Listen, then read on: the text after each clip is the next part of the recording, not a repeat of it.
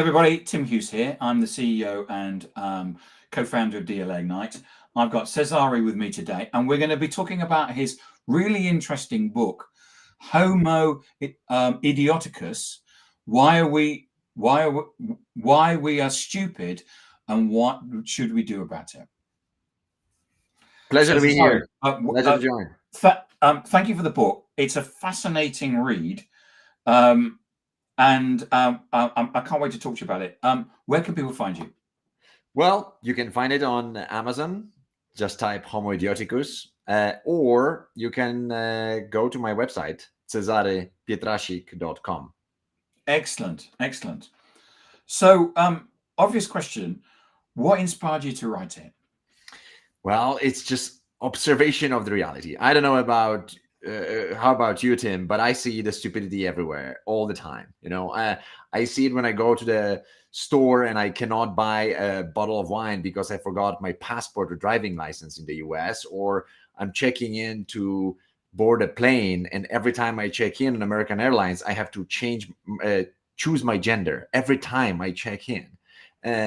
And when I try to buy a lighter, I need to again have a passport. When I buy a coffee, I need to sign off on something where nobody checks it. Have you ever tried to put a Mickey Mouse smile or something on those confirmation? Nobody checks it. So why are we doing this? Yeah, you mentioned in the book the classic one which is when you go to America and you got to get a visa, and they say, "Are you a terrorist?" Yep. And it's like, well, no. But is a terrorist really going to answer? Well, yes, I am actually. Yeah, exactly. And you know what? It's kind of offending to the intelligence of America, right? That you ask these questions. It's offending to the intelligence of the person who is being asked, but also it is terrible waste of time because somebody in the home office has to review this, right? And very often it's filed on paper. It takes time, takes attention, takes people away from something that is actually valuable. Well, there's probably someone sitting there, they've got that job, and they actually know that no one's going to answer yes to it. So they're just sitting there, and it's like, and what idiot has written as exactly, yes, exactly. So you use this term Homo Idioticus, and you use it quite provocatively. How do you define it? It's a term that I just made up. It's basically a play on Homo sapiens, which is the wise man, which is essentially a description of our species, and Homo economicus, which is a concept in the theory of economics. I'm an economist by background, and we were always taught at the university that Homo economicus is this concept of a human which behaves rationally, right? So what a rational customer, a rational person would do given those economic circumstances. So Homo economicus is a kind of strong concept. So then I wanted to play on this and just play the opposite, Homo Idioticus, which is the irrational human being, the idiotic human being, which most of us actually are. Because you start off in the book, because I when I got it, I thought it was going to be a book about the fact that, and you do actually start by saying things like, certain people think the world is flat and stuff like that. But then you actually broaden that out to talk about some of the processes that we have. One of the ones is in San Francisco, if you're on death row, you get more money for your lawyers, but in San Francisco they haven't executed anybody since, was it 2006, and they're highly unlikely to. So they're actually paying out these money for lawyers when they don't need to. Exactly. So I was very interested not in the individual stupidity, of which there is plenty, and you can do little about this. Because I'm saying this isn't about saying really that people are stupid. It's more about there are processes and that have been created that are. It's basically, yes. So basically, we are living in the world which we have set up in a way that makes us more stupid than we have to. We have to be, right? So I'm more interested in this processes, in those setups, in the institutions, in the mechanisms of how we are actually behaving irrational, illogical, or when we are unnecessarily aggressive or violent. Because I mean, San Francisco is a great example, which is that for the people that have been there, you've got a terrible homeless situation. Yep. You've got people openly taking drugs in the street. And I don't know about you, I was there with my business partner and we were going, why doesn't somebody do something about this? Yep. It's shocking. It's basically the permissiveness of the culture there and the progressive movement taken to the extreme basically prevents any sort of corrective action, right? And the belief there is that instead of fighting it, we should just, embrace it, right? Which is completely wrong solution. I go policy by policy and I criticize the law which actually decriminalizes stealing less than $950 of goods. I didn't know that. It just amazed me. Yep. There's stories of I've seen this myself. I didn't see the extreme case of a person going through the pharmacy and with calculator and stealing exactly below 950, because then really not much happens to you. And the staff of those pharmacies is trained not to oppose it. It's ridiculous what's happening in the city. It's we have taken the good concept of humanism and liberalism. We have taken them to the extreme. So you know, what are the common ways that intelligent people are stupid without realizing it? Something that we do not think much about is how our behavior in a society shapes our stupidity. So basically, we have tremendous respect, ingrained subconscious respect to society, and therefore we try to not oppose it. So basically, we have tremendous conformity bias versus the rest of society. Basically, we are trying to not be different. And this makes us, makes funny situations, such as in certain Papua New Guinea tribes, men, if you want to be considered masculine, you cannot anything that in any remote way resembles vagina. So anything that is round, hairy, wet, whatever, it's ridiculous, right? What's happening there?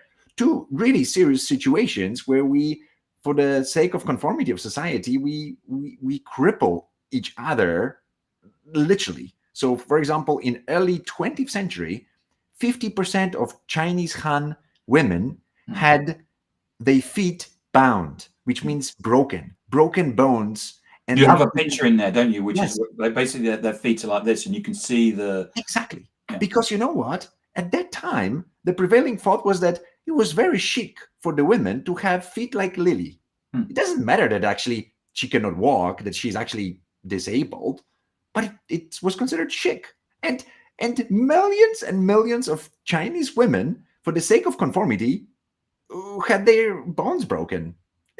Close to, and you know what? It was not the low classes thing. Actually, it was a high class thing. Almost 100% of high aristocratic or high class Chinese women had their feet done in this way for the sake of social conformity. So to go on and talk to us more about some of the cognitive traps and biases that we have in terms of that's making us, or making society, a little bit idiotic. Yeah. So basically, our psychology has an inbuilt failure, which is essentially a mechanism to save computing power. Right? We receive 11 million in our heads, in our brain. Yeah, it's like because there's so much energy spent on it. We do whatever we can to be lazy because it exactly. First of all, it's a very expensive organ. Yeah. Brain takes it's a very small organ, and it takes 20% of our consumption of oxygen, and most importantly, it cannot deal with all the deluge of information it receives. It receives around 11 million bits of information per second, but it processes consciously 50, 60 bits. It's a minuscule percentage of that. So what's the conclusion? Well, it has to deal with it by simplification, by dramatic selection of information it will observe and react on, right? And this is exactly where the biases and heuristics come from. Basically, it's simplifications that lead to saving of our compute power that create those knee-jerk reactions, automatic behaviors, and things that we, after some time, we consider stupid, but in the moment we just act this way. Do you think that social media and technology is amplifying our stupidity? Oh, definitely. You know what? I'm really worried about our species, because with the advent of AI in particular, we take vacations from thinking. We don't need to, because now everything can be checked, can be done, not using your own brain.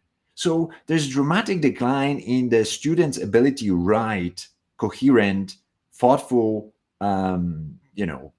paragraphs even, right? There is a huge decline of ability to focus among the young people. There's quite serious studies which point to just that the bombardment of information by the text messages, etc., leads to the IQ reduction of 10 or more points, right? All of this, that the 30-second attention span popularized by TikTok spots, right? It's all contributing to the fact that we are actually going in reverse in our intelligence, which is a phenomenon called reverse Flynn effect. Yeah, one of my people that works for me is lectures, and it's a business lecture, and what happens is you're given an exercise, and then you're given 30 minutes to do it. He said all the students do is they take a photo and immediately take the text from that, put it into their AI of their choice, and then it's done. Yep. They don't think about it. Yep. And you know what? It's because they grow with it. They don't know any better. When we do it, we just save ourselves some effort because we can do it other way. But if you do not train the young brain to do it properly, then in 20 years' time, who is going to check the AI? And who's going to know what is the fact or fiction? Already today, 86% of American 15-year-olds cannot discern fact from an opinion. Yeah, one of the things, the classic example is where people are told in America, should you be taught Arabic numerals? Exactly. And they say no. And it's like, well, what are you going to teach people then? Because exactly. Like almost nobody knows any other system. Like we are, at least in Europe, superficially taught the Roman numeral system, but it's very clumsy. It's really difficult. I don't know how broadly it is taught in American schools. So if you cannot do Arabic numerals, how are you going to count? So what can we do about it? Tons of things. The list is very, very long. So from restructuring our education system to our mindset, right? So we don't have that much influence on our education system because it's typically a domain of the countries, and I'm writing a lot about what should be done about this. But the mindset, what we can do immediately is the mindset. The mindset is something that makes a difference between tolerating or not tolerating stupidity, and therefore living in the world which is shaped by stupidity or not. And I am giving in my book a lot of examples which prove that just mindset changes everything, right?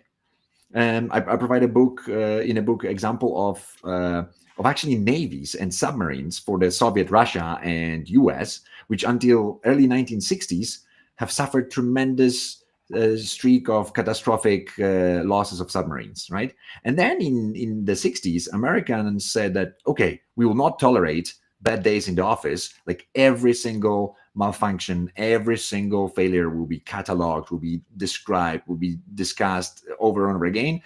And Russians didn't. And since then, Russians lost 9 submarines. Americans didn't lose anything, right?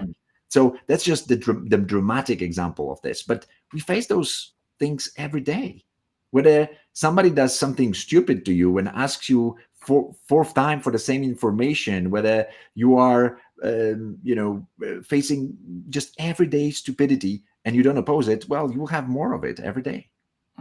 Yeah, I understand that when people are asked to apply for jobs, they're asked to send in their CV, and then they say you now got to go to this web form and basically type in the information that you've just sent in on your CV. Yep, that's right. I've been there. I've done Okay. it. You may have mentioned it in the book, actually, but I mean, you go through in the third part of the book, isn't it? You actually go through a whole bunch of suggestions that we could yes, implement as a society, right? Because yes, it's not only individual level where the fight is going on. It's also institutional and kind of countrywide level, right? So from just a few examples of what can be done on a country level, think about things we don't think much about, such as food, right? Like food really impacts our cognitive abilities. Lack of food or bad food, meaning a lot of fast food and empty calories, have similar negative impact on our cognitive behavior and cognitive performance. Things like pollution. I'm giving examples of almost perfect correlation of lead levels in blood and violence in America, and it's stunningly similar graph, right? But even things like everyday normal pollution from cars and just normal stuff is scientifically proven to reduce our cognitive ability by up to 5%, which is based on separate studies done in countries as far away from each other as China and Israel. Isn't it amazing that we used to put lead in petrol or gasoline, as they would call it in the States? I mean, I remember you reminded me about it, and I was like shaking my head, so thinking to myself, why did we do that? And of course, at the time, it was.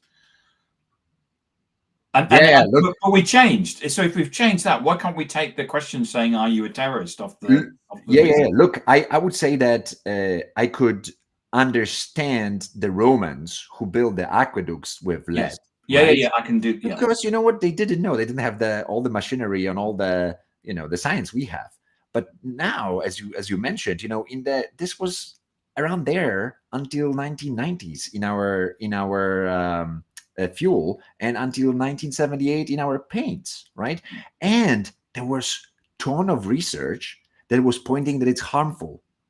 And then all those people who were saying that, they were belittled, they were bullied, they were the lobby, the chemical lobby just destroyed so many lives of heroes who were actually fighting to save us from it. Finally, the good guys won, but it took decades. Yeah.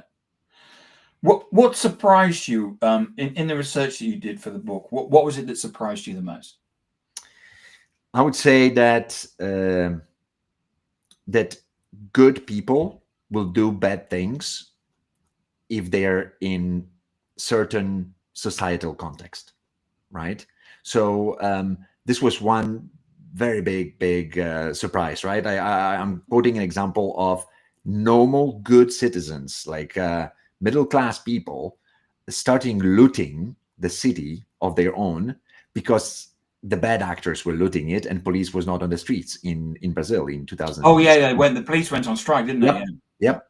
So that shows you like, whoo, like I thought that only bad guys are bad guys, right? But like the good guys turn into bad guys when they see that the bad things are not punished, right? That was quite discouraging to see that. Do you think that society rewards stupidity? Yes. Think about this. Like, there's so many huge Instagrammers, TikTokers, etc., who have huge following, having essentially zero content. I personally have known some of them who, like, it's content free. There is nothing there, nothing, right? It's not that funny either, right? And they have hundreds of thousands or millions of followers, right? So they are being paid tremendous amount of money for that, because it's all about attention. It's all about eyeballs. It's not about having anything interesting. It's about having something that will attract eyeballs. Yeah. Thank you so much for coming on and talking about your book, Homo Idioticus: Why We Are Stupid and What to Do About It. I loved it. I thought it was a great book, and it's serious but funny, and funny but serious. Thank you so much. Really means a lot, and thank you for inviting me. And so if we wanted to get a copy, we can get that from Amazon. Yep, go to Amazon and type Homo Idioticus. There is only one of those, and or come to my website at cezarypietrasik.com, and you will get all the information about the book and myself and everything. And Cezary, the best place is your website. Oh yes, and I can get the spelling of the of your name from that piece, that your nameplate there. Yep. Thank you so much. Thank you so much for coming on and talking about your book. Great fun, but serious at the